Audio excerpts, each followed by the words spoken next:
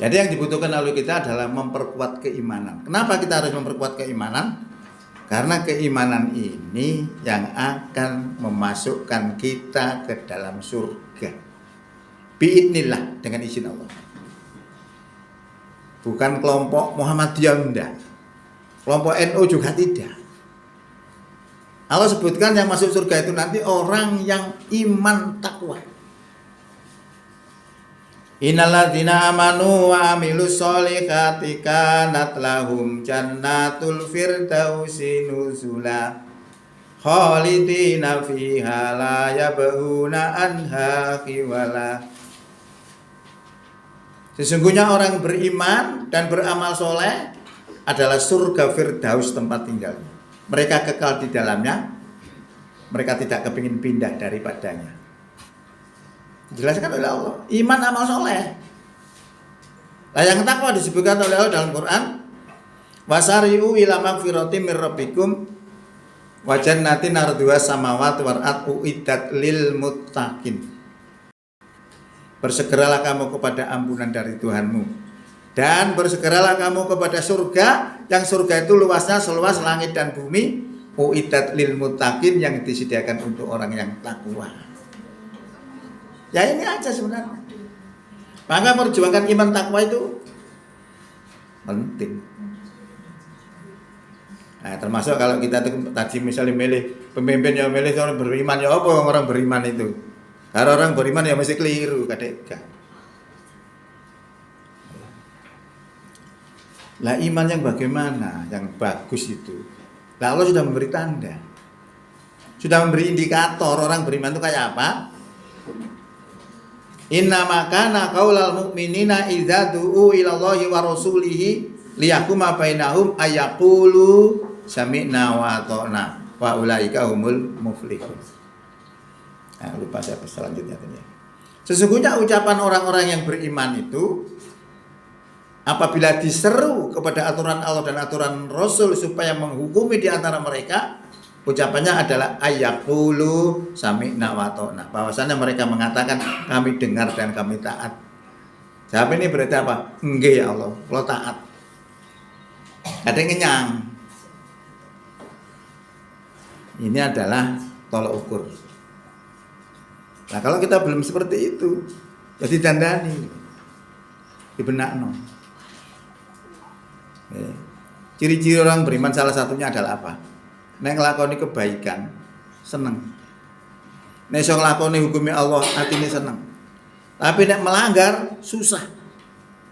Kalau panjenengan belum bisa seperti itu, perlu ditandani iman. Itu ciri. Jadi kebahagiaannya kita dengan kebahagiaannya orang-orang lain itu beda. Orang lain itu punya harta banyak, seneng. Padahal harta banyak juga belum tentu jaminan.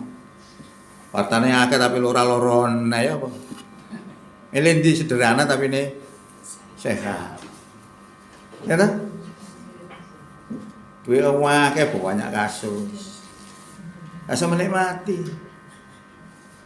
Jadi kalau begitu kebahagiaan itu apa? Ridho dengan ketetapan Allah. Wis duwene sak kilo lah, jadi 1 kilo cedak mekel 2 kilo ngloyor.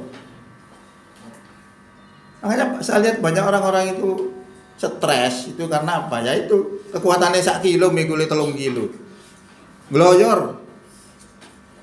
Kekuatan 1 kilo mikul 1 kilo enteng, enak hidup itu. Karena apa? Karena kita tidak dituntut untuk mencari dunia sebenarnya. Kita hidup di dunia ini dituntut oleh Allah untuk apa? Liyak budu supaya menyembah ni kepadaku, kata Allah. Ya, tapi manusia itu memang manusia itu kan tidak ada yang pernah tidak salah gitu. Nabi itu salah. Pemenang Ahmad Dewi. Nabi siapa yang salah? Oh, Nabi Adam salah. Dilarang mendekati pohon, ndablek. Mendekati. Kenapa? Kok mendekati pohon yang dilarang oleh Allah? Karena ditipu oleh iblis. Adam, kamu kepingin kekal di dalam surga, kamu dekati itu. Lalu Nabi Adam lupa kalau itu larangan Allah. Dilanggar, diusir. Jadi perbuatan-perbuatan yang tidak baik itu sebenarnya tipuan dari iblis, kemudian kita lupa. Kalau kita ingat kepada Allah, tidak akan. Itu kuncinya di situ, zikir. Nabi Muhammad apa pernah salah? Halo? Napa salah Nabi Muhammad?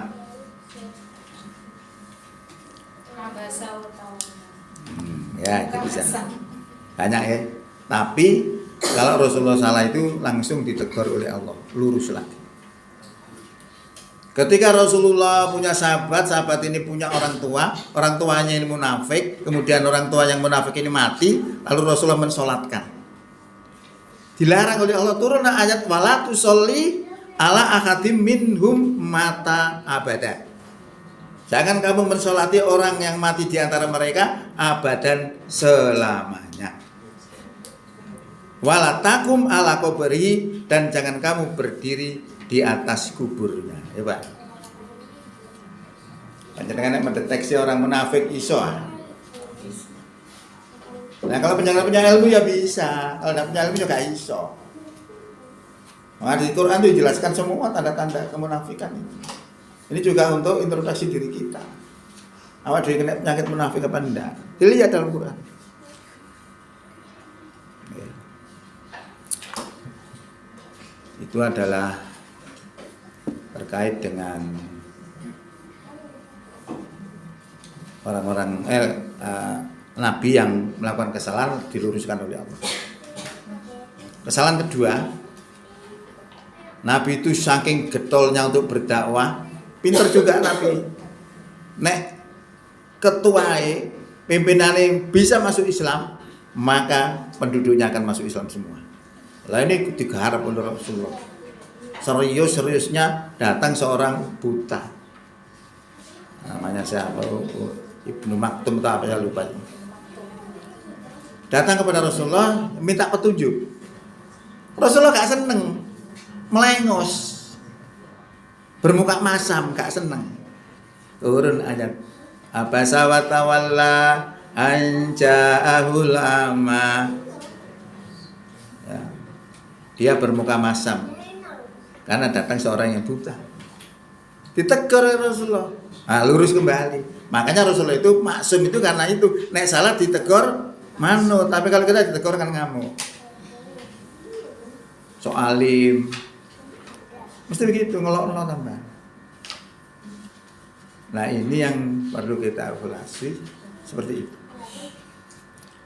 Tanda yang kedua adalah ya apa sih ciri-cirine wong sing ada iman di hatinya itu kayak apa? La tajidu qauma yu'minuna billahi wal yaumil akhir yuwaduna man khadallaha wa rasulahu walau kanu aba'ahum au abna'ahum au imanahum au asyiratahum. Ulaika kataba fi qulubihimul iman wa ayyadahum biruhi min.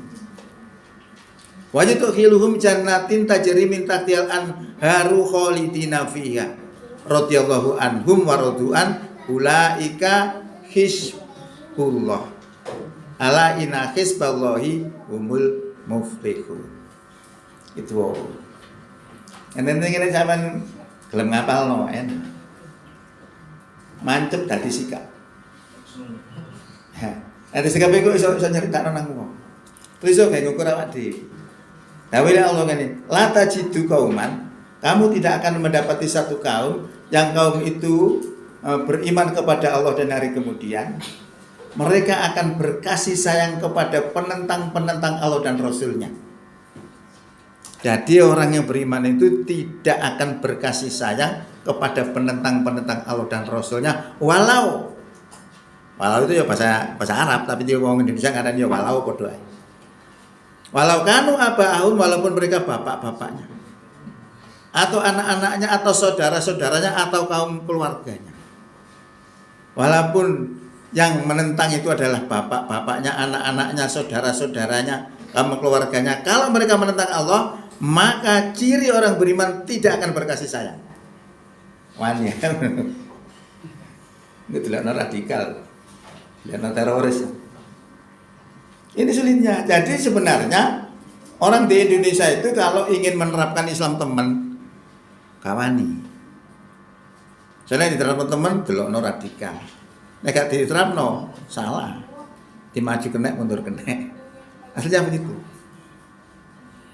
Nah, itu salah satu ciri keimanan. Ya. Lalu orang seperti itu wayudkhiluhum jannatin tajri min tahtihal anhar. Allah akan memasukkan mereka ke dalam surga yang kekal di dalamnya, ya. Khalidina fiha, mereka kekal di dalamnya. Radhiyallahu anhum wa radu'an. Radhiyallahu, Allah ridho kepada mereka, mereka pun ridho kepada Allah. Tadi disebutkan juga, saya belum bisa sampaikan ayatnya, lupa ya. Ulaika kataba fi qulubihimul iman. Jadi orang yang saya ceritakan tadi itu adalah ciri orang yang beriman yang ditancapkan Allah ke dalam dadanya. Itu Allah lah yang ngomong, bukan saya. Nah ini kalau kita lihat di sini aja kita jatuh sudah. Ono sing iso ngono. Ya, jadi iman itu penting untuk diperjuangkan. Karena kalau panjenengan sudah iman, rumah tangganya mesti tentrem. Karena apa? Nah, rumah tangga wis padha imane, lanang wedok ya padha imane. Wis sak jalan sak padha karepe mesti aman. Nah nek gak situke nang kidul, situke ngalor, mesti bentet. Saya sudah menemukan rahasia orang bahagia itu iman. Kalau orang itu tidak iman tidak akan bahagia. Kalau mereka ngomong bahagia itu mesti bohong. Wis pokoknya doa akeh enak, belum tentu. Doa akeh masalah kok. Orang ini kurang apa? Orang sugih ya apa, saking kuncine saking akeh dipikul gak kuat. Di hadapan Allah rendah, dihancurkan oleh Allah, dilemak lebokno tanah. Wong sak harta bendai. Kan aji ini. Pokoknya panjenengan bisa menempatkan iman di mana-mana luar biasa. Bahkan Allah sudah memberikan pujian, orang yang mulia di sisi Allah itu bukan orang kaya, bukan orang miskin. Siapa? Orang yang takwa. Inna akramakum indallahi atqakum. Kalau panjenengan sudah pegang iman itu, panjenengan tidak punya takut sama orang. Oh, aku sugih aku direk, enggak ada. Karena kita ngerti bahwa kemuliaan di sisi Allah itu orang takwa, bukan orang kaya. Kaya tapi korupsi ya apa? Korupsi tok di sini. Saya kan musim korupsi. Ingat tadi perlu. Makanya kita perlu untuk menggalakkan iman itu tahun 2005 ini penting. Nek panjenengan sudah iman dadi opo mesti beres. Contoh. Kayak contoh pengaruh iman. Pengaruh iman ini ada seorang pengembala kambing sing buru nanggane jerakan ngomong wedhus wakeh. Lah ini diuji oleh Umar bin Khattab supaya menjual kambingnya 1 ekor saja. Dengan logika apa? Kalau diambil 1 saja kambing ini, tidak ada yang tahu. Karena saking banyaknya. Jangankan 1, diambil 20 gak ero. Ana pedhes 1000 itu juga 20 gak ero. Sing duwe gak ero. Artinya apa? Orang ini punya kesempatan untuk mengambil kambing tadi. Sehingga Umar bin Khattab ngomong, "Hai pemuda, jualah kambingmu itu 1 ekor saja kepada saya." Dijawab oleh pemuda ini bukan milik saya Tuhan, ini milik majikan saya. Sudah, jual saja 1 ekor kepada saya. Tidak akan tahu. Betul. Artinya orang itu punya kesempatan, umpama dia korupsi, mengambil kambing itu 1 sampai 10 aja. Tidak tahu. Tapi dia tidak melakukan itu. Karena apa? Karena dia menyadari, dia mengenal dengan imannya itu bahwa Allah melihat dirinya. Sehingga dia berkata, fa'ainallah. Kalau kambing ini saya jual kepada Anda Tuhan, lalu di mana Allah itu? Akhirnya tidak jadi walaupun dia punya kesempatan. Loh ini pengaruh iman. Nah karena di kita itu sebenarnya kan tidak bisa seperti itu semua. Akhirnya supaya wong iku gak korupsi, keluar masuk jam mengajar dikei pager.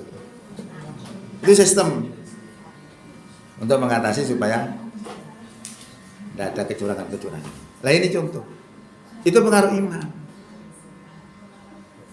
Ya. Nah makanya rumusnya C sama dengan N plus K. C itu kriminalitas itu akan terjadi kalau ada niat dan kesempatan. Lah pemuda tadi tidak punya niat. Kenapa dia tidak punya niat? Karena dia punya iman. Kesempatannya punya, tapi dia tidak punya niat. Oh, tidak terjadi. Kalau kesempatannya ada, kemudian punya niat, ya jadi. Nah dalam rangka menghilangkan niat itu tadi, iman solusinya. Makanya iman sudah ada pada diri kita luar biasa. Jadi opo gak ada masalah. Beres. Nah ini kalau misalnya terjadi seperti itu, solusinya itu apa? Menyesali diri, kemudian bertobat. Itu yang baik. Jadi orang yang baik itu bukan orang yang tidak pernah melakukan dosa, tapi orang yang baik itu adalah orang yang menyadari kesalahannya, lalu kemudian merubah dirinya menjadi lebih baik. Karena orang baik bisa jadi jelek, orang jelek bisa jadi baik. Contohnya siapa? Contohnya kiai yang namanya Bal'am. Bal'am itu kiai tapi intelektualnya tinggi. Dia mengenal Ismul A'zam, dungane mandi. Akhirnya terpeleset suap, jatuh di hadapan Allah sehingga diperumpamakan seperti anjing. Fa masaluhu kamasalil kalab, perumpamaan mereka seperti anjing. Intahmil alai yalhas au tatrukhu yalhas. Jika anjing itu kamu halau, anjing itu akan melet, menjulurkan lidahnya. Kalau anjing itu kamu biarkan, anjing itu juga akan melet. Seperti itulah perumpamaan orang-orang yang mendustakan ayat-ayat kami. Faksusil kososo, maka ceritakanlah kisah itu, ya, agar dapat dijadikan pelajaran. Itu orang baik jatuh kepada kejelekan. Jadi yang penting itu akhir hayat kita yang baik. Maka kita harus selalu berdoa supaya di akhir hayat kita menjadi orang husnul khotimah. Itu penting. Orang yang jelek bisa jadi orang baik. Contohnya Umar bin Khattab. Umar bin Khattab itu orang gembongnya orang musyrik. Orang musyrik itu dosa yang paling gede. Allah itu gak seneng nek disekutukan. Lah Umar bin Khattab itu gembongnya. Tapi ketika Allah berikan kesadaran, kemudian dia bertobat, malih menjadi bentengnya Islam, membela Islam. Sampai Nabi itu mengatakan seandainya ada Nabi sesudahku, maka Umar inilah orangnya. Coba. Ini contoh-contoh dalam sejarah. Orang jelek bisa jadi baik, orang baik bisa jadi jelek. Jadi kalau kita melihat orang yang misalnya memiliki kesadaran seperti itu, ya tidak usah dikucilkan, ditandani.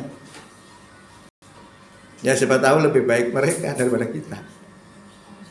Itu banyak terjadi contoh-contoh. Ya. Nah seperti itu contoh. Sekarang saya beri contoh keimanan yang baik. Keimanan yang baik itu dicontohkan oleh Allah dalam Quran itu. Contohnya adalah Nabi Ibrahim. Okay. Nabi Ibrahim itu contoh keimanan yang hebat sampai dijuluki Khalilullah, kekasih Allah. Kenapa? Nabi Ibrahim itu ketika mendapatkan perintah, responnya cepat, gak kenyang, walaupun bertentangan dengan hati nurani. Satu contoh ketika beliau diperintahkan walaupun dalam mimpi untuk menyembelih sang putra, dilaksanakan dalam mimpi loh itu. Apakah tidak senang Ibrahim dengan Ismail? Sangat cinta karena Ismail ini orang yang soleh. Siapa tidak senang punya anak yang soleh? Ya nek anak gak soleh nek dikandani jangan dibelai bapak pak sampai wis tuwek. Awak dhisik nom cek doang angen-angen nih. Apa tuh wae dhisik sama dhisik Pak. Kira-kira ngono. Tapi bagaimana anak yang soleh? Ya abatif almatu maru satajiduni insyaallahu minasabirin. Wahai bapakku, laksanakanlah apa yang Allah perintahkan kepadamu, niscaya engkau akan dapati aku termasuk orang yang sabar. Oh, jawabannya orang soleh gak seneng tang ini.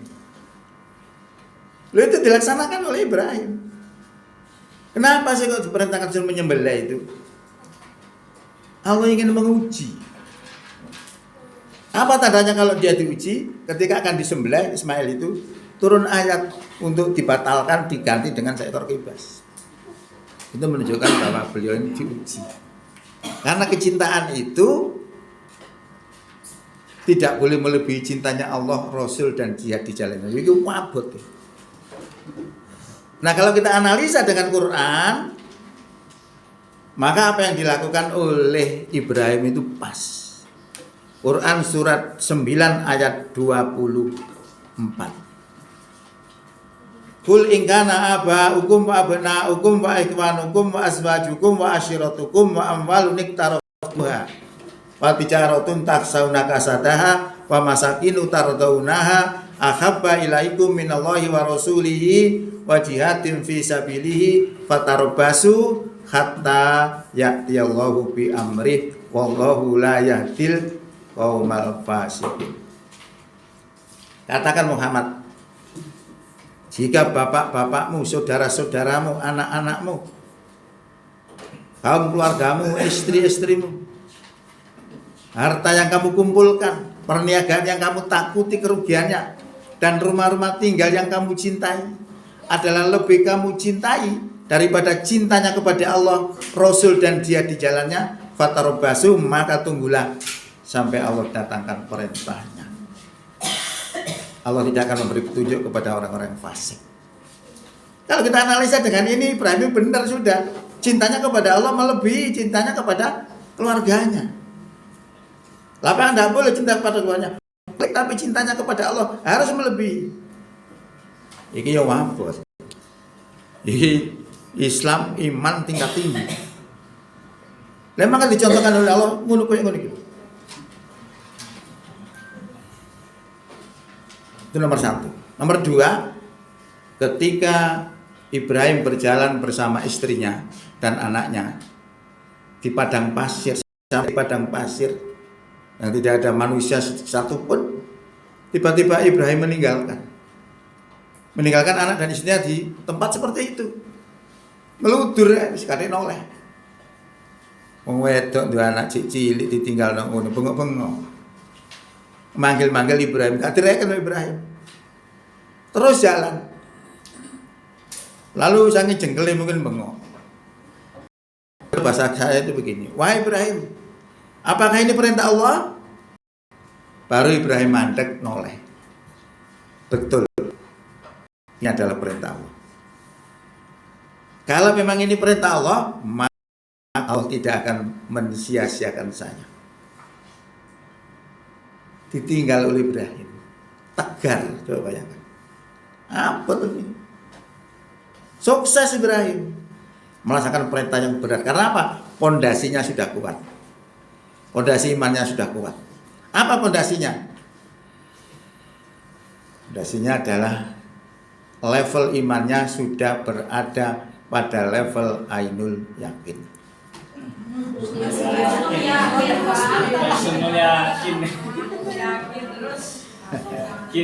Sini adanya husnul. Kalau kita rata-rata adalah ilmul yakin.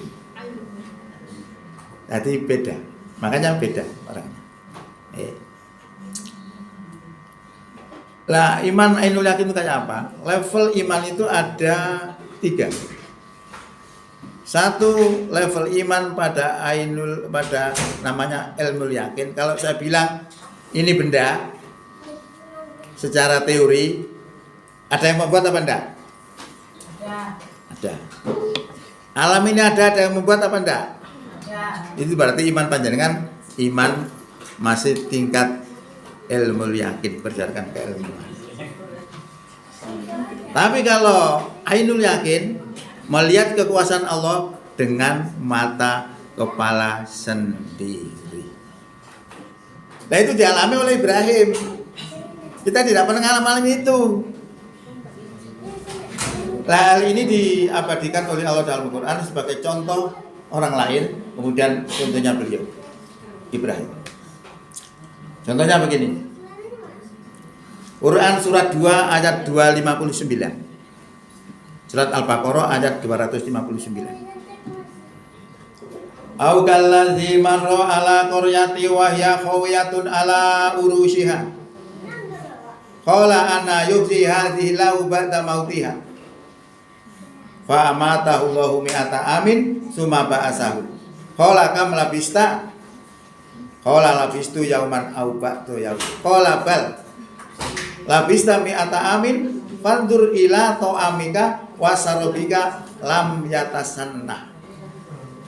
Wandur ila himarika walinaja'alaka ayatal linnas. Wandur ilal idhomi kaifa nunsizuha. Falamma tabayyana lahu qala a'lamu annallaha ala kulli syai'in qadir. Ini contoh orang yang berada pada level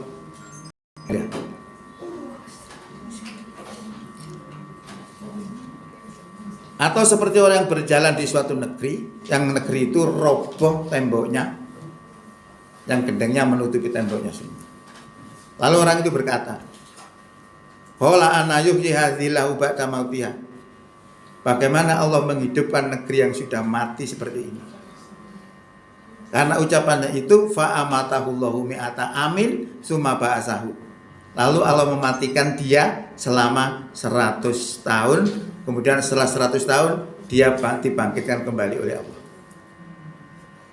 Paham ya?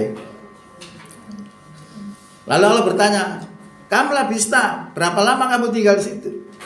Orang ini menjawab, "Labistu, aku berada di sini yauman au ba'du yaum." Sebagian sehari atau sebagian hari.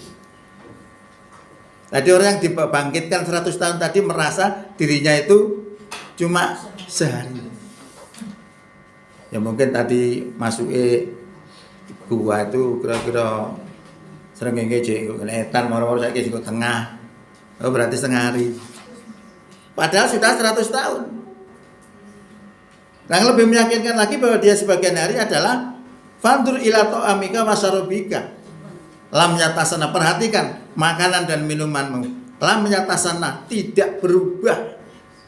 100 tahun enggak berubah. Dewe atang kadang itu satang menis mampu. 100 tahun utuh geruk tidak berubah. Sampai punya banyu ini. Ini nek kalau 100 tahun wis kempel. Nggo gelas entek nguap. Masa utuh, lam yatasana. Lalu Allah perintahkan lagi, perhatikan khimarmu. Didelok khimare mati bisa. Berarti seonggok tulang. Ya. Lalu Allah memerintahkan supaya memperhatikan bagaimana Allah menyusun tulang belulang yang sudah berseragam tadi. Disusun kemudian dibungkus dengan daging. Itu disaksikan oleh orang yang dimatikan 100 tahun tadi, dilihat itu. Sampai akhirnya bisa hidup kembali. Nah, orang yang melihat seperti itu beda dengan kita. Karena kita tidak pernah melihat yang seperti itu, kita hanya secara teori kalau ada benda ada yang membuat.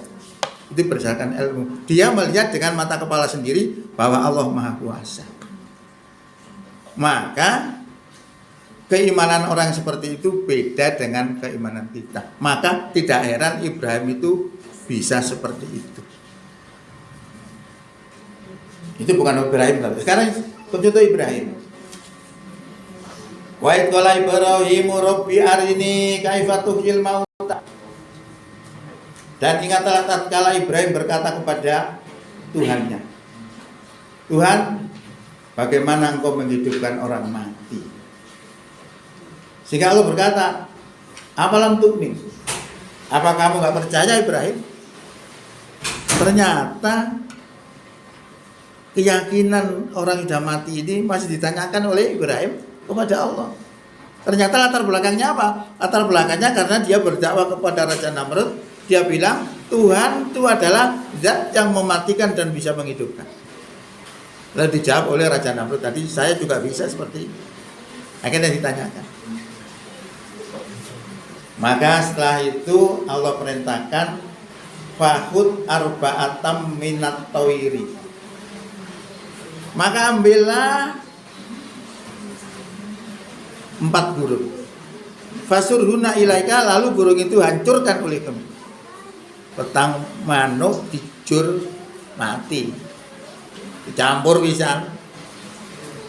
Ya. Kemudian disuruh meletakkan burung yang sudah hancur tadi di tiap-tiap gunung. Sumata uhuna yaktina kasaya, lalu panggillah burung itu yang sudah hancur tadi. Niscaya burung yang sudah mati tadi akan datang kepada kamu dengan bersegera. Itu disaksikan oleh Ibrahim. Maka tidak heran kekuatan iman Ibrahim seperti itu. Melihat bagaimana Allah menghidupkan makhluk yang sudah mati dengan mata kepalanya sendiri. Pertanyaannya, apakah kita tidak bisa seperti Ibrahim? Halo? Bisa enggak kira-kira? Ya apa logikanya? Saya nggak tahu besi. Saya jangan jawab.